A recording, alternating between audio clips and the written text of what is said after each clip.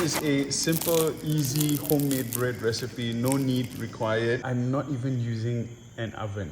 Can you imagine? Say hello to my assistants today. Hello. Is that water? Press, boy. Yeah, you gotta press it. Okay. How's my pen? You spent a lot of time here, didn't you? Did you guys see? Pen? What? That's here. Why is it yucky? If I'm smaller and I'm mixed up with flour, that's going to be more yucky.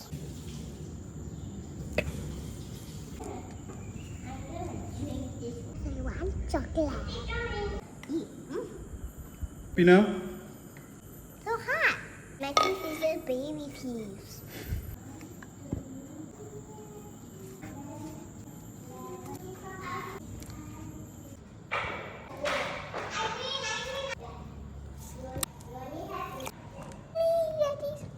Oh my gosh, she's big.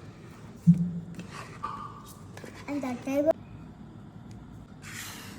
She's sticky. Oh, they get touch.